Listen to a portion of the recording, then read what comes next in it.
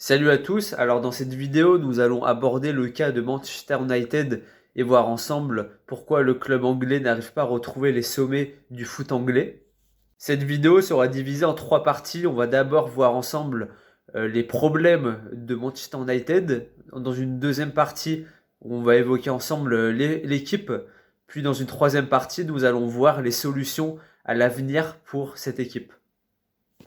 Manchester United a connu un début de saison très compliqué, notamment avec le renvoi de Ole Gunnar Solskjaer, donc le coach norvégien qui était en place depuis plusieurs années. Donc Rangnick est arrivé. Avec lui, les résultats se sont très vite apparus, notamment avec un total pour l'instant de 8 victoires, 7 matchs nuls et seulement 2 défaites. Donc c'est très bien pour une équipe qui n'était pas forcément dans les meilleurs d'Angleterre.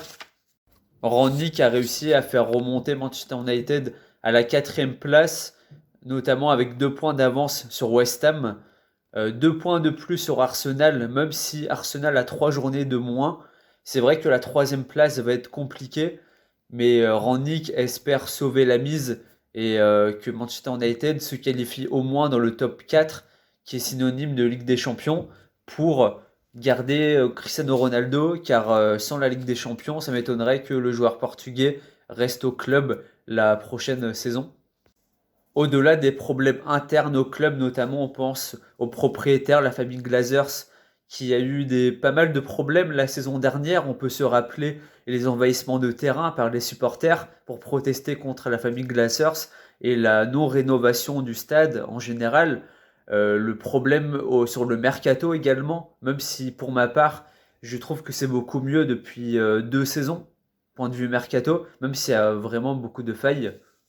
Le vrai problème de cette équipe est un problème de régularité. On peut penser à d'autres équipes capables du pire comme du mieux, notamment Tottenham ou Arsenal, ou même parfois Chelsea en première ligue. C'est notamment ce qui fait la force d'équipes comme Liverpool ou Manchester City, qui sont les favoris pour la première ligue depuis maintenant 5 ans. La nomination de Ole Gunnar Solskjaer suite au départ de José Mourinho était un mauvais choix, notamment parce que Ole Gunnar Solskjaer est un ancien joueur du club. Donc même on peut penser à Lampard ou Pirlo, même si eux, ça s'est pas très très bien passé. Mais ça a permis de retrouver des ADN de Manchester United, une certaine dynamique également, et beaucoup de joueurs issus du centre de formation qui ont pu émerger. On pense à Rashford, à Greenwood ou encore à Luke Shaw. Solskjaer a permis à Manchester de retrouver le devant de la scène, mais pas forcément en termes de régularité, ce qui est un gros problème dans l'effectif. Et justement, c'est ce que Rangnick compte faire avec cette équipe. Ces deux coachs-là évoluaient dans un 4-2-3-1, donc c'est un système très populaire au sein de Manchester. On pense notamment à plusieurs similitudes dans le 11 de base, notamment de temps en temps, Paul Pogba peut jouer ailier. Cependant, dans cette équipe, il y a trop de déchets. C'est vrai que j'ai pu voir les derniers matchs. Dans la finition, il y a beaucoup de gros joueurs au sein de cet effectif. Mais on pense notamment à Cristiano Ronaldo qui faisait un bon début de saison. Mais en 2022, c'est quand même beaucoup plus compliqué. Il a du mal à finir. Notamment aussi Bruno Fernandes qui a du mal à la passe, à la finition, trop de déchets. Pogba qui est capable du meilleur comme du pire. Parfois, il peut te faire des passes décisives, mais parfois, il peut perdre la balle facilement, être nonchalant. Des joueurs comme McTominay sont bons de temps en temps, mais parfois on doute de leur niveau. Fred également. Les latéraux pas toujours à leur niveau non plus.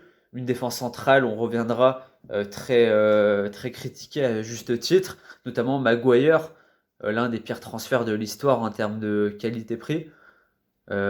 Après, il y a certains espoirs quand même qu'on reviendra plus en détail par la suite.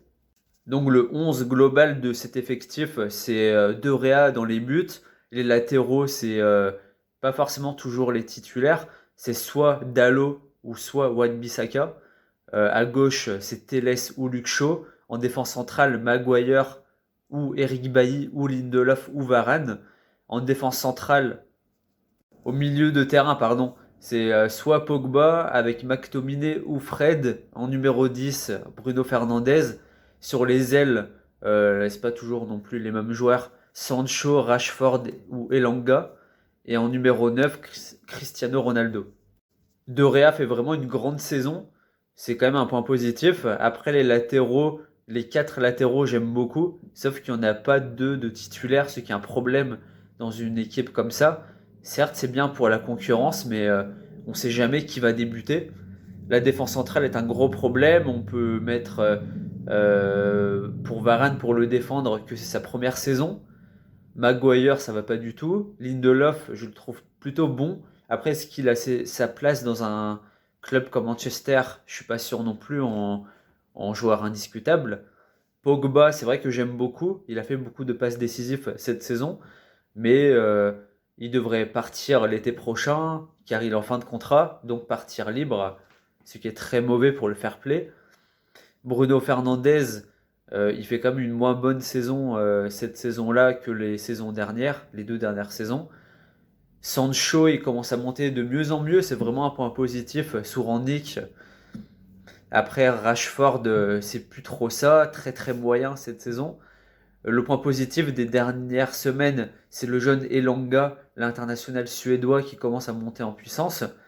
Et enfin, Cristiano Ronaldo, il y a l'âge aussi qui est là. Il commence à beaucoup louper. Il faisait une bonne début de saison, mais en 2022, c'est plus trop ça, quoi.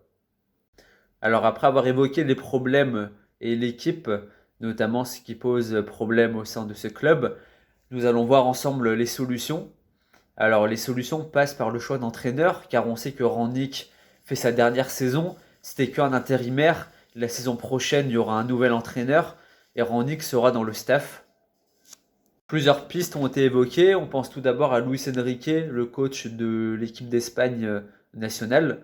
Lui devrait ne pas arriver, rester en poste au moins jusqu'à la Coupe du Monde avec l'Espagne. Je ne pense pas qu'il partira de la sélection espagnole. Ensuite, est évoqué Wayne Rooney. Sauf que Rooney, c'est un coach, certes une légende de ce club, mais il n'a pas d'expérience. Et à Derby County, c'est pas non plus exceptionnel. Et enfin, Pochettino, c'est le coach le plus envisagé pour prendre la succession, car il a fait les beaux jours de Tottenham, et ça pourrait être vraiment une solution à ce club, car Pochettino du PSG et de Tottenham est complètement différent. À Tottenham, il proposait du jeu, et dans un effectif comme Manchester, je le verrais bien arriver, car tout d'abord, c'est un peu les mêmes profils de joueurs. Pochettino qui peut jouer dans un 4-2-3-1, comme l'effectif de Manchester actuel qui a été bâti.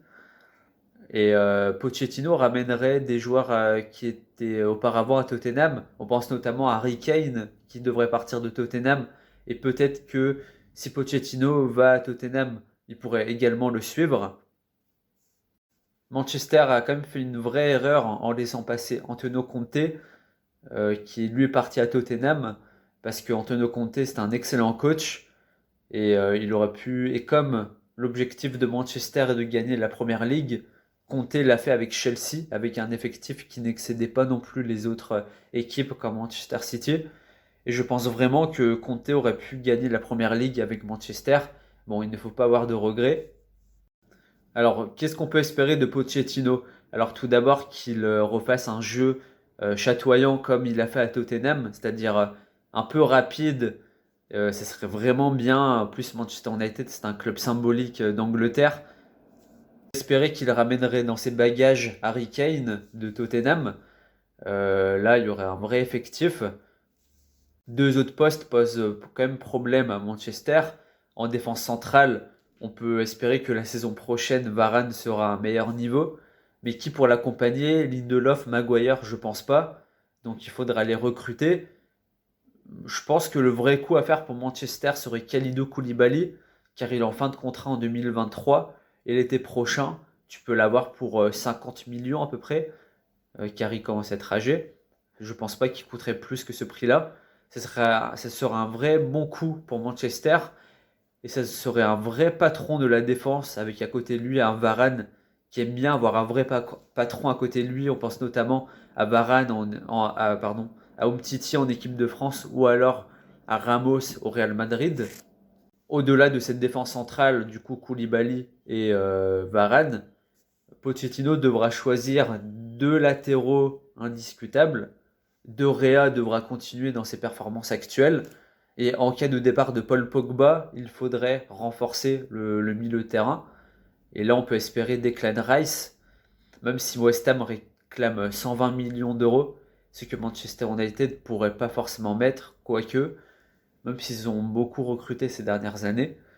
Le départ de Pogba, après, McTominay n'est pas un vrai titulaire indiscutable. Pareil pour Fred, il y aurait deux milieux de terrain limite à aller chercher. Si Rice est estimé à 120 millions d'euros, j'aurais deux solutions pour le renforcer. Euh, Sergei Milinkovic-Savic, qui est depuis de nombreuses années dans les rangs de Manchester United en rumeur de transfert.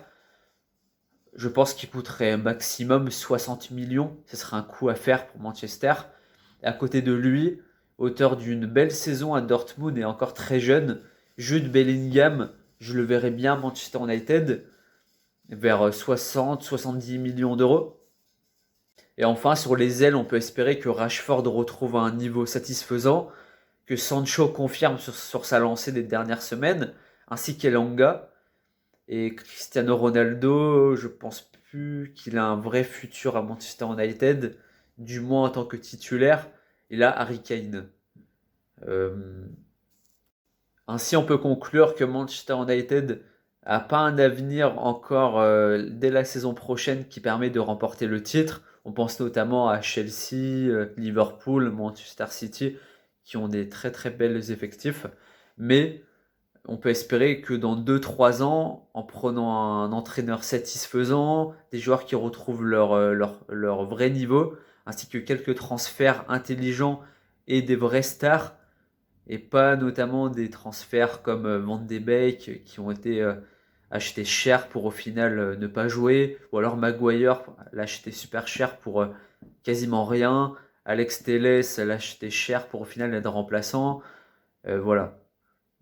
Après, faut acheter 3-4 postes, notamment en défense centrale, au milieu de terrain, et un vrai numéro 9 pas trop âgé, en choisissant un vrai entraîneur qui propose vraiment du jeu.